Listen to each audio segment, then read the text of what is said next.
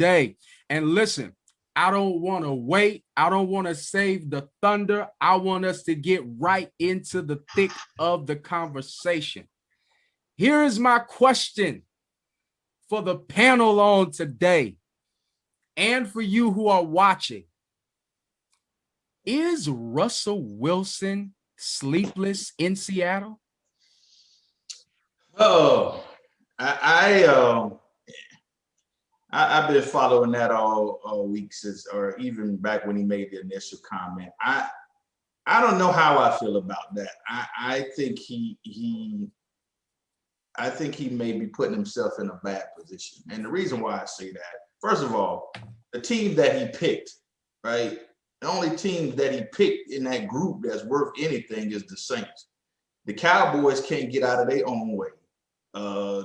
Chicago is Chicago, and who was the other team?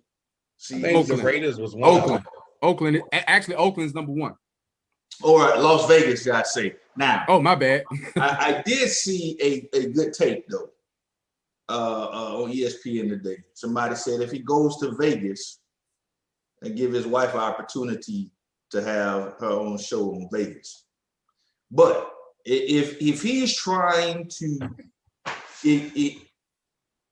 elevate himself on the pecking order, those teams are not going to help him get there. New Orleans is the closest team, and I mean, if Russell goes to New Orleans this year, they will put him back in contention. But I don't know, man. You're gonna have to compete with TB. You gotta compete with TB. So Dallas got a lot of talent, man. But until Jerry Jones move out of the way, I don't have faith in that organization to do what's right to make that team be where it should be. That team should not be as bad as it is, period. But we know Jerry Jones, and I love it because I let the Cowboy fans have it every year. So that way, I don't know that. If I was him, Seattle may be his best place. One, because he's the guy there. He's the man. There's nobody bigger or greater in Seattle than Russell Wilson. So, I would say they need to listen to him, what he's trying to say. He bring some talent in, but I mean, you got a beast of a wide receiver in DK Metcalf. They can make it happen. They need, I don't know, we need to get the line together, I guess. Brother say he's tired of getting tired of getting hit. Listen to what the quarterback saying. I gotta agree and disagree. The last point, the man tired of getting his head kicked in. And he getting his head kicked in Seattle. So where you said you don't really know how to, I kind of agree with you on that one. Where I disagree with you is if he go to Chicago has a defense. Chicago has a running game. They may not have that greater thing on the outside to throw it to, but if you put him in Chicago with a decent running game, the defense, you're going back to what he knows in Seattle. They gonna make. It may not make them Super Bowl contenders this year, but they are definitely be in the playoffs.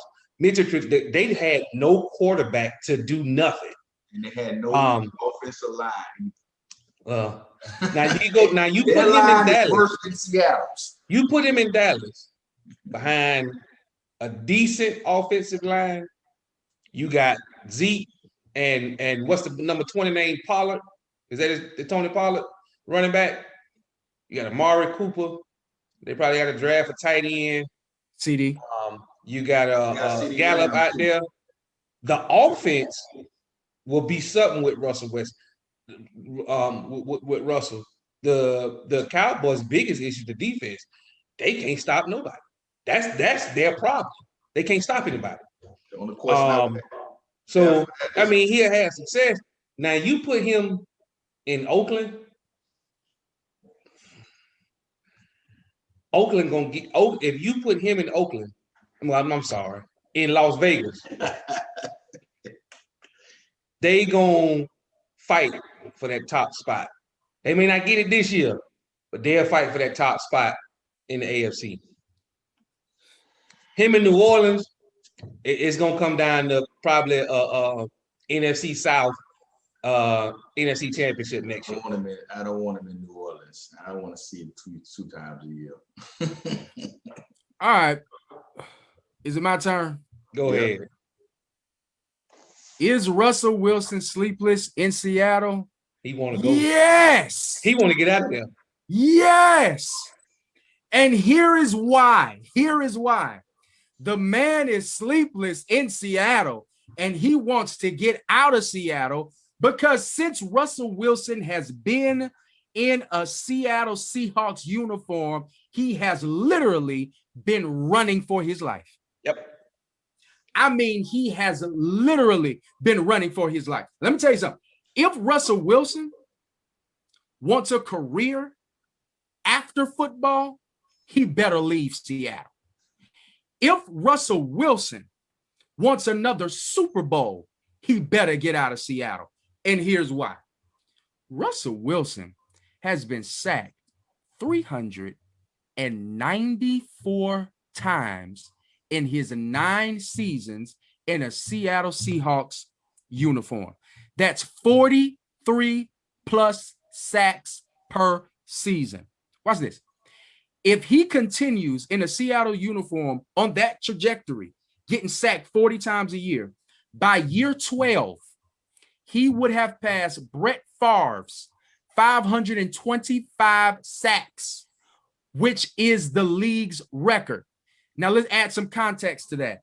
He would surpass Favre in year 12 as the most sacked quarterback in the league, and Favre played football for 20 years.